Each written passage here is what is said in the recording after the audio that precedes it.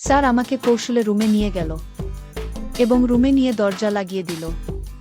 দরজা লাগিয়ে দিয়ে স্যার আমাকে বলল যে, জয়ন্তী, অনেক দিন ধরে আমার মনের ভিতর একটা কথা আটকে রেখেছি, কিন্তু আমি তোমাকে বলতে পারিনি। জয়ন্তী, আমি তোমাকে অনেক অনেক ভালোবাসি। কথাটা না বলে আমি আর থাকতে পারছি না।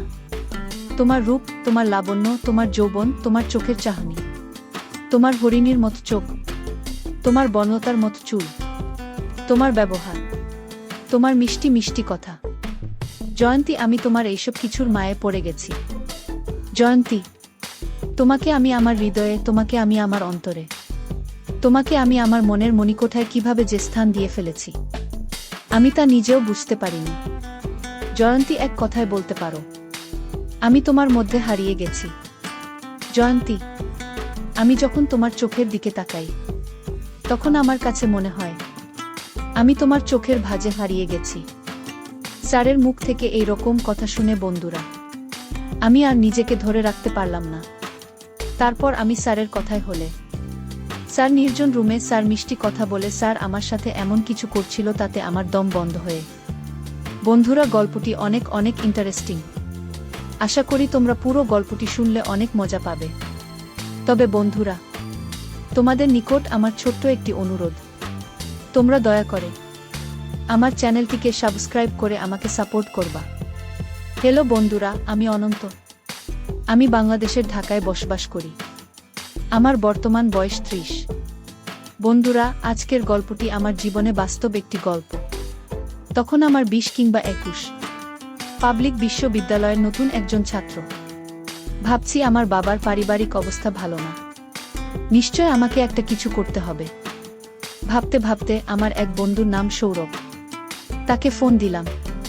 বললাম, সৌরভ বন্ধু, দেখতে দেখতে তো ইন্টারমিডিয়েট পরীক্ষা দিয়ে বিশ্ববিদ্যালয়ে চান্স পেয়ে ভর্তি হয়ে গেলাম। তুই তো জানোস আমার বাবার পারিবারিক অবস্থা খুব একটা বেশি ভালো না।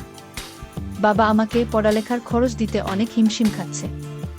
আমার বাবা সামান্য একজন দোকানদার। আমার বাবার উপর আমরা পুরো পরিবার। বাবা আমাদের পড়ালেখার খরচ দিতে অনেক কষ্ট হয়।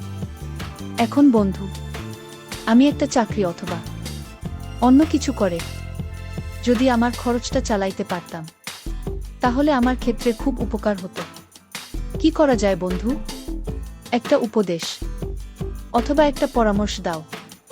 আমার কথা শুনে আমার বন্ধু সৌরভ কিছুক্ষণ ভাবল। ভাবার পরে বলল, অনন্ত, এই মুহূর্তে আমার কাছে কোনো কিছু নেই। Part time job, full time job অথবা আদার্স কিছু, কিন্তু একটা অপশন আমার কাছে আছে। সেটা হচ্ছে তুই যদি একটা টিউশনি ধরস তাহলে তোর পড়ালেখার খরচ সবকিছু হয়ে যাবে। আর আমার জানা মতে একটা ভালো ফ্যামিলি আছে। সম্পর্কে আমার চাচি লাগে। চাচির মেয়ের জন্য একজন প্রাইভেট শিক্ষক খুঁজছেন। আজকে সকালেও চাচি আমাকে বলেছিল, সৌরভ, আমার মেয়ের জন্য একটা ভালো প্রাইভেট শিক্ষক দেইকো তো বাবা। আমি বললাম, ঠিক আছে চাচি, আমি দেখব নে।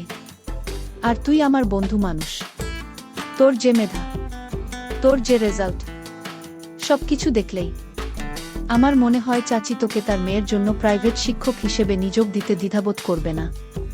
আমি আমার বন্ধু সৌরভকে বললাম, বন্ধু, যদি তোর মনে হয় সেখানে প্রাইভেট পড়ালে আমাকে মোটামুটি ভালো একটা অ্যামাউন্ট দিবে, যা দিয়ে আমার পড়ালেখার খরচ চলবে, তাহলে আমি তোর প্রস্তাবে রাজি।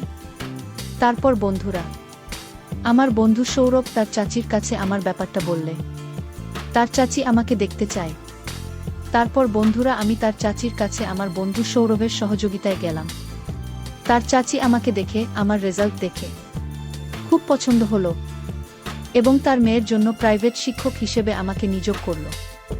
পরের দিন থেকে আমি প্রাইভেটে প্রথম দিন যখন গেলাম তখন আমার বন্ধুর চাচাতো বোনকে দেখে আমি ফিট খেয়ে গেলাম। এত সুন্দর মেয়ে আমার জীবনে কখনো দেখি নাই। পুরো ইন্ডিয়ান নায়িকা, স্মার্ট স্লিম বডি, একদম ফর্সা চেহারা। চোখগুলো আমার কাছে মনে হয়েছিল যেন ফুটল চেরা আঁকি। মাথার চুলগুলো আমার কাছে মনে হয়েছিল যেন বনলতা সেনের মতো। অবাক দৃষ্টিতে তার দিকে কিছুক্ষণ তাকিয়ে থেকে আমি জিজ্ঞেস করলাম, কি নাম তোমার? সে উত্তর দিল, স্যার আমার নাম জয়ন্তী। আমি বললাম, বা জয়ন্তী, তোমার নামটা তো অনেক সুন্দর। তোমার নামটা যেমন সুন্দর, তুমিও এমন সুন্দর। জয়ন্তী আমার কথা শুনে একটা মুচকি হাসি বলল, স্যার আপনি অনেক রসিক মানুষ, আপনি অনেক মজার মানুষ।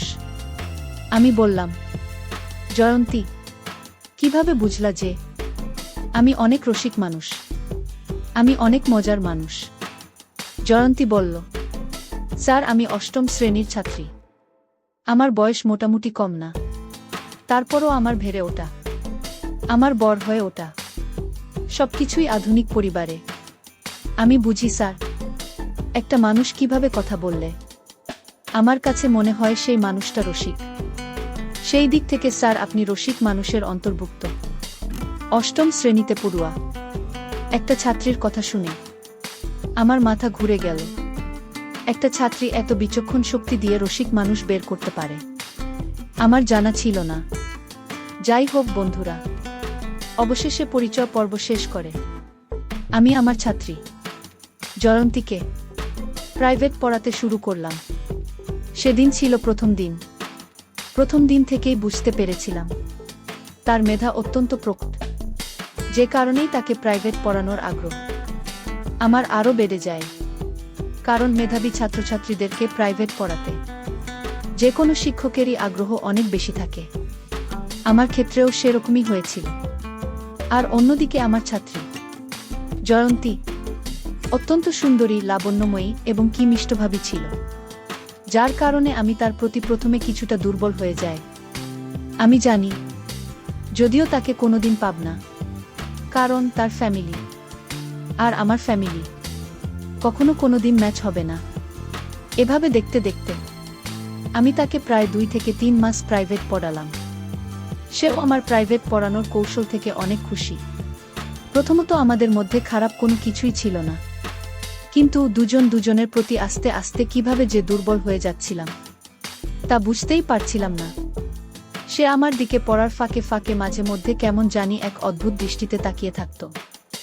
আমিও মাঝে পড়ানোর সময় তার প্রতি অন্যরকম দৃষ্টিতে তাকিয়ে থাকতাম, কিন্তু কেউ কখনো কারো মনের কথা প্রকাশ করতে পারতাম না। এভাবেই চলতে চলতে প্রায় 3 থেকে 4 মাস চলে গেল। 3 থেকে 4 মাস পর একদিন তাকে দেখে আমার চোখ কপালে উঠে গেল, কারণ সে এই দিন তার বাড়িতে কিসের জন্য একটা অনুষ্ঠান ছিল। অনুষ্ঠান উপলক্ষে এমন সুন্দর করে সেজেছিল যেন তাকে আসমানের পরী মনে হয়েছিল। তাকে দেখে আমি কতক্ষণ যে অপলক দৃষ্টিতে তাকিয়ে রয়েছিলাম আমি কখনো অনুভব করতে পারি নাই। শুধু জানি কিসের একটা মুহে আমি যেন তার প্রতিমূর্তির মতো দাঁড়িয়ে রইলাম। আর মনে মনে ভাবলাম, কেন জানি মনে হয় সে আমাকে অনেক ভালোবাসে, কিন্তু আমার সামনে প্রকাশ করতে পারে না। আমিও তো তাকে অনেক ভালোবাসি, কিন্তু আমিও তো তাকে প্রকাশ করতে পারি না। জয়ন্তীকে ভালোবাসি এ কথা প্রকাশ করতে না পারায় মনের মধ্যে কেমন জানি একটা অস্থির অস্থির ভাব চলে আসলো।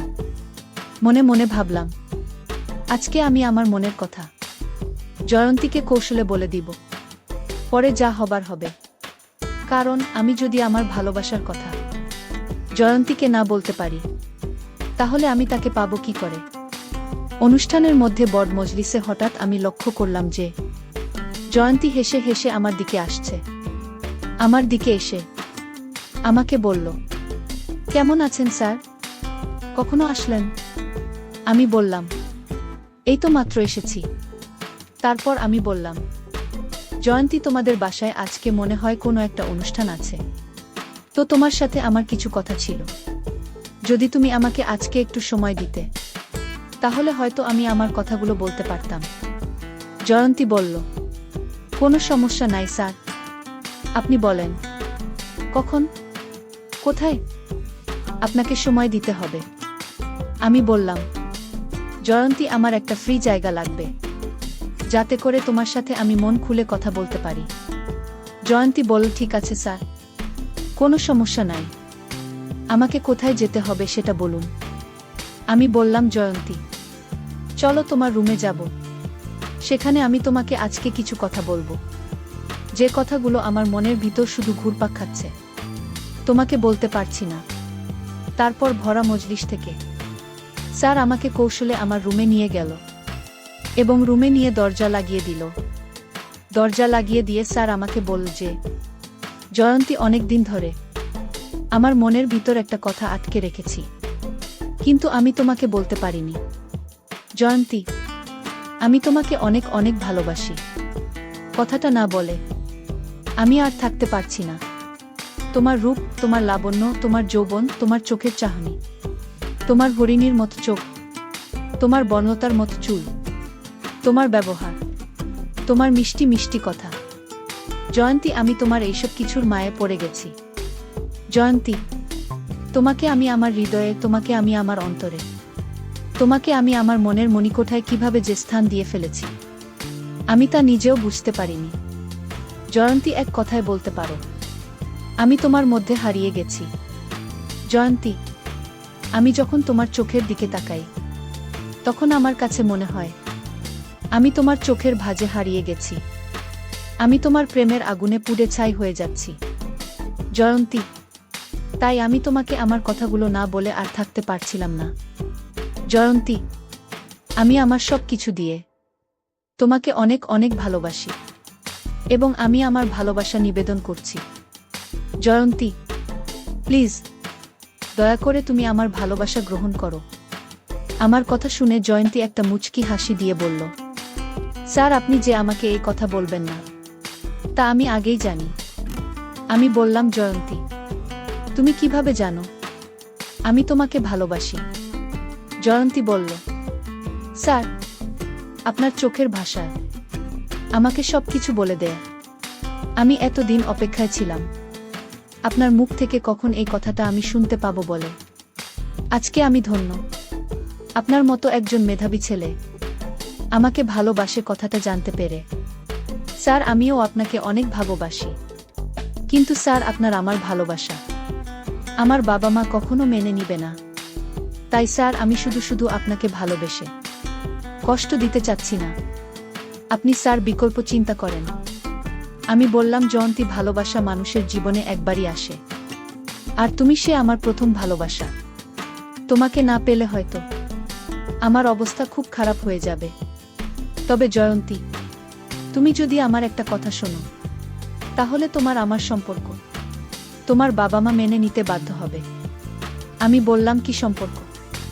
তখন স্যার আমাকে বলল যে, জয়ন্তী, তুমি যদি রাজি থাকো, তাহলে তোমার সাথে আমি এমন ধরনের সম্পর্ক করব যার ফলে তুমি আমার বাবুর মা হয়ে যাবে।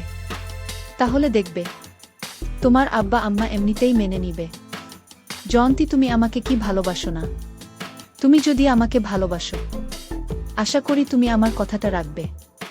জয়ন্তী, আমি তোমাকে চাই, জীবনে মরণে, শয়নে স্বপ্নে, সব সময় আমি তোমার পাশে থাকতে চাই। জয়ন্তী, প্লিজ না করো না, একটু সুযোগ দাও, দিয়ে দাও। তারপর বন্ধুরা একদিন স্যার আমাকে কৌশল করে বাসায় কেউ না থাকায় জীবনের প্রথম বসন্তের ফুলটা ফুটিয়ে ফেলেছিল। তারপর বন্ধুরা স্যারের সাথে আমার আর পারিবারিকভাবে বিয়ে হয়নি, কিন্তু অতীতের স্মৃতিগুলো আমাকে মাঝে মধ্যে খুব কষ্ট দেয়। যাকে নিয়ে এত স্বপ্ন দেখেছিলাম, যার হাতে সঁপে দিয়েছিলাম জীবনের প্রথম, জীবনের শ্রেষ্ঠ সম্পদ, সে আজ অন্যের, আমিও আজ অন্যের। বিস্ময়কর পৃথিবী, বিস্ময়কর মানুষ। অর্থবিত্তের কারণে দুটি মন আজ আলাদা, দুটি প্রাণ আজ আলাদা। তবুও দোয়া করি সেই স্যারের জন্য, যে ছিল আমার জীবনের প্রথম ফুলের মালি। বন্ধুরা, আজকে এই পর্যন্তই।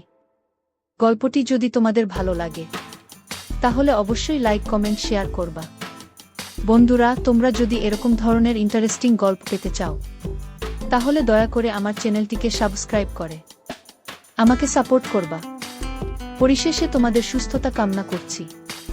ভিডিওটি দেখার জন্য তোমাদের সকলকে অসংখ্য ধন্যবাদ।